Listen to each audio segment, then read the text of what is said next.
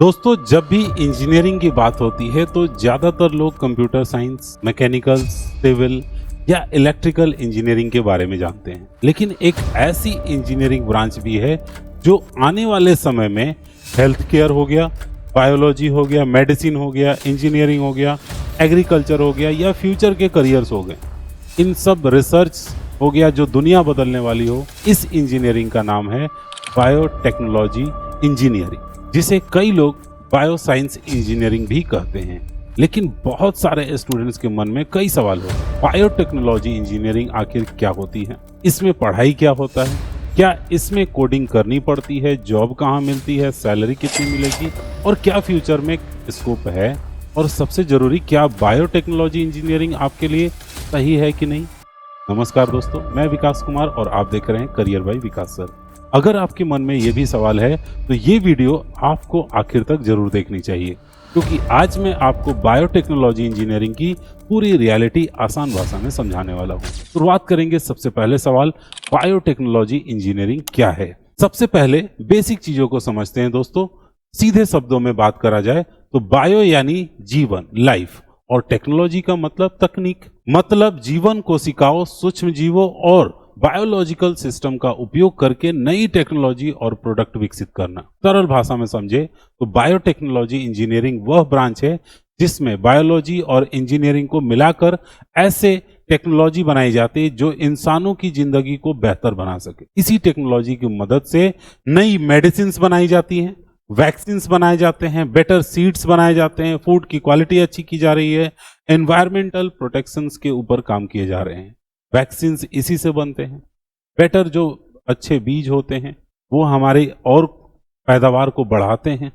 दोस्तों, यानी बायोटेक्नोलॉजी कहा जाए तो केवल एक इंजीनियरिंग ब्रांच नहीं बल्कि साइंस और टेक्नोलॉजी का पावरफुल कॉम्बिनेशन है। बायोटेक्नोलॉजी इंजीनियरिंग में क्या पढ़ाया जाता है दोस्तों, इसमें कुछ प्रमुख जो सब्जेक्ट्स हैं मैंने उसको लिख करके रखा है, एक एक करके हाईलाइट कर देता हूं। जैसे कि आपको आ गया सेल बायोलॉजी, फिर उसके बाद से हो गया माइक्रोबायोलॉजी, ठीक है, फिर उसके बाद से बायोकेमिस्ट्री, जेनेटिक्स, फिर उसके बाद से आता है मॉलिक्यूलर बायोलॉजी, जेनेटिक इंजीनियरिंग हो गया, फूड बायोटेक्नोलॉजी हो गया, इन्वायरमेंटल बायोटेक्नोलॉजी हो गया, बायो इन्फॉर्मेटिक्स हो गया, फिर उसके बाद से इसी तरह के बायो प्रोसेसिंग इंजीनियरिंग। इन सभी टॉपिक्स के अलावा लेबोरेटरीज, प्रैक्टिकल के काफी ज्यादा इसमें ऑप्शंस होते हैं। स्टूडेंट्स को research techniques, lab instruments, testing methods और इंडस्ट्रियल बायोटेक्नोलॉजी की ट्रेनिंग भी दी जाती है। यानी अगर आपको बायोलॉजी पसंद है और टेक्नोलॉजी के साथ ज़्यादा अच्छा काम करना चाहते हैं तो यह ब्रांच आपके लिए काफ़ी इंटरेस्टिंग होने वाला है, बायोटेक्नोलॉजी इंजीनियरिंग। दोस्तों, बायोटेक्नोलॉजी इंजीनियरिंग में आप अगर एडमिशन लेना चाहते हैं तो उसके प्रोसेस के ऊपर भी बात कर लेते हैं हम लोग। तो सबसे पहले नंबर आपका 12th जो होना चाहिए वो फिजिक्स, केमिस्ट्री और मैथ, या फिर आप बायोलॉजी से भी हो सकते हैं तो भी आप इसमें आ सकते हैं। यानी अगर आपको बायोलॉजी इंजीनियरिंग करना चाहते हैं तो आपके साइंस में अगर बायोलॉजी है तो बहुत ज़्यादा आपको बेनिफिट हो सकता है। या फिर कई यूनिवर्सिटी मैथमेटिक्स पे भी एडमिशन ले लेते हैं तो उसमें भी हो जाएगा। दोस्तों, ये डिपेंड करता है कॉलेज टू कॉलेज, कई बार कॉलेज अलग अलग डिमांड करते हैं। एडमिशन का मुख्य रास्ता वही है, आपको सबसे पहले जेईई मेंस यानी एग्जाम के एंट्रेंस निकालने होंगे, या फिर state entrance exam, private university के अपने एंट्रेंस होते हैं, या कुछ कॉलेज डायरेक्ट एडमिशन लेते हैं काफ़ी हाई फीस लेकर। इनमें से कोई भी प्रोसेस आप अपनाकर एंट्रेंस एग्जाम कंप्लीट कर लीजिए। फिर उसके बाद जब एक बार आपका एंट्रेंस कंप्लीट हो जाता है फिर आपको काउंसलिंग के लिए बुलाया जाता है। काउंसलिंग कंप्लीट होने के बाद अब आपको कॉलेज सिलेक्शन पे जाते हैं। अगर आपका स्कोर अच्छा है तो गवर्नमेंट इंजीनियरिंग कॉलेज में एडमिशन आसानी से मिल जाएगा, अन्यथा अच्छे प्राइवेट कॉलेज भी उपलब्ध हैं जहां पर आप डायरेक्ट एडमिशन भी ले सकते हैं या उनके एंट्रेंस एग्जाम के थ्रू भी ले सकते हैं। फिर उसके बाद से कॉलेज सिलेक्शन, फिर उसके बाद आप बायोटेक्नोलॉजी इंजीनियरिंग की डिग्री पा लेंगे।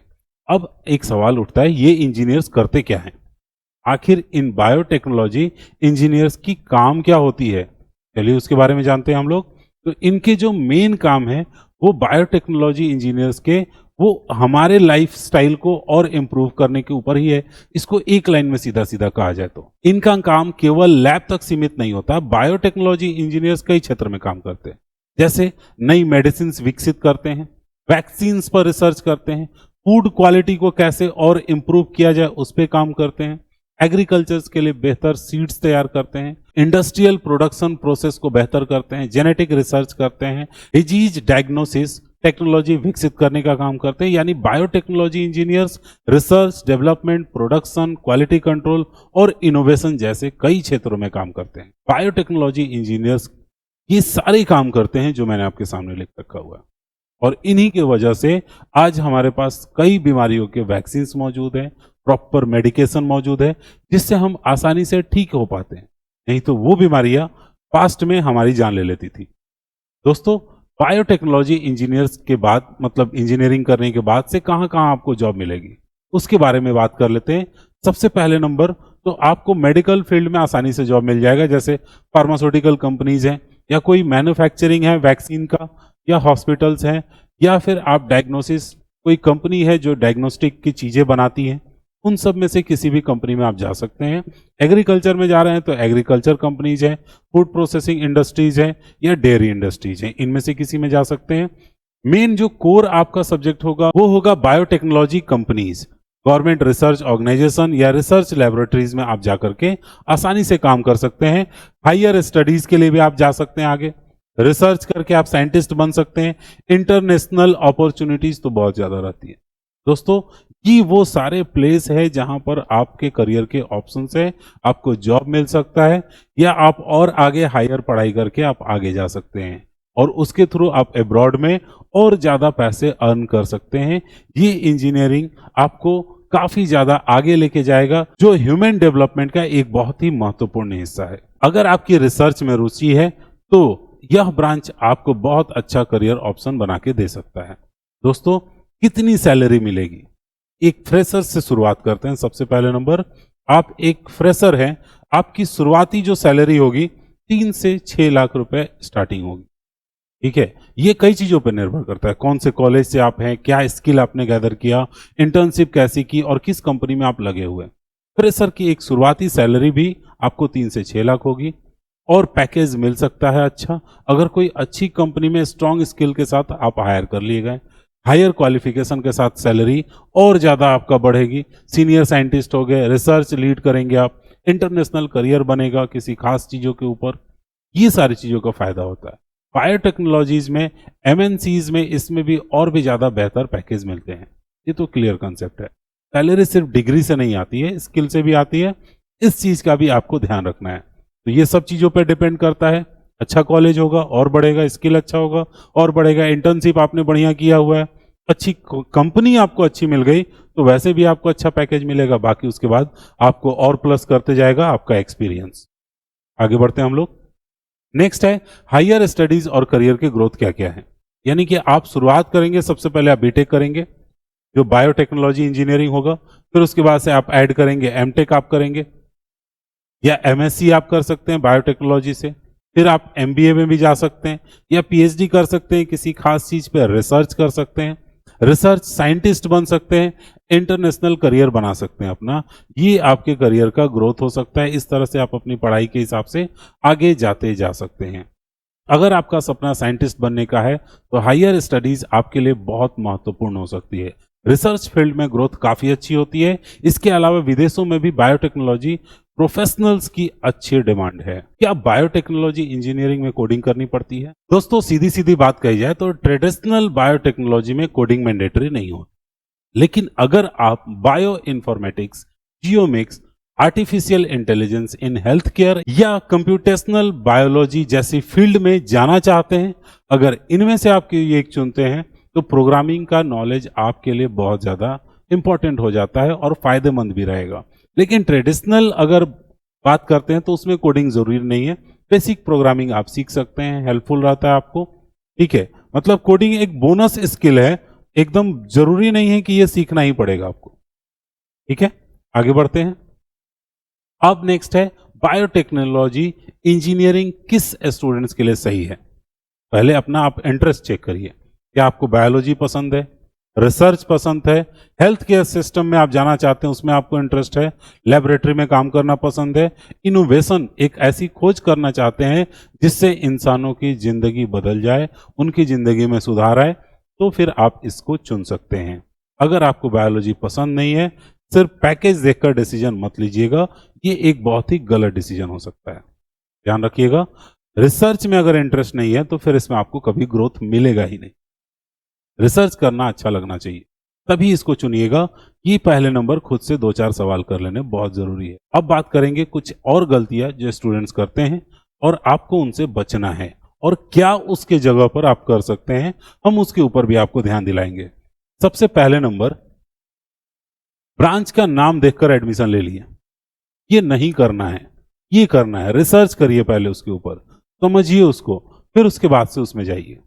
दूसरा नंबर, कॉलेज रिसर्च नहीं करना, ये नहीं करना है आपको। कॉलेज कंपैरिजन करिए, 2-3 कॉलेज लीजिए, उनके डिटेल्स निकालिए। आजकल गूगल पे सब कुछ पड़ा हुआ है, सबके बारे में फीडबैक पड़ा है, उनकी बायोग्राफी पड़ी हुई है, जाकर उसको रिसर्च करिए, फिर डिसाइड करिए। प्रैक्टिकल स्किल को इग्नोर करना, स्किल डेवलप करना बहुत जरूरी है। ये तो आप कोई भी आप ब्रांच चुनते हैं इंजीनियरिंग का, आपकी सबसे पहले नंबर जो पैकेजेज होगी वो आपके स्किल के ऊपर होगी, ना कि आपके डिग्री के ऊपर। इंटर्नशिप छोड़ देना, अगर आप इंटर्नशिप छोड़ते हैं तो फिर स्किल डेवलप ही नहीं होगी।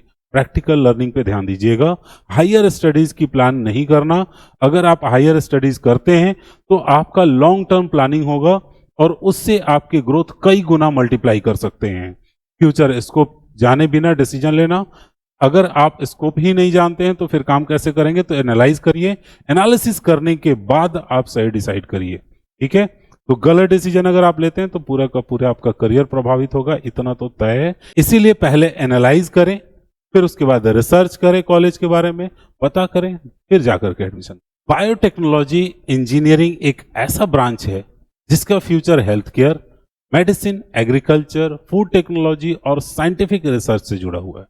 अगर आपको बायोटेक्नोलॉजी पसंद है, रिसर्च में इंटरेस्ट है और लॉन्ग टर्म करियर बनाना चाहते हैं, तो इन सब को मिला करके आप इसमें बहुत अच्छा कर सकते हैं।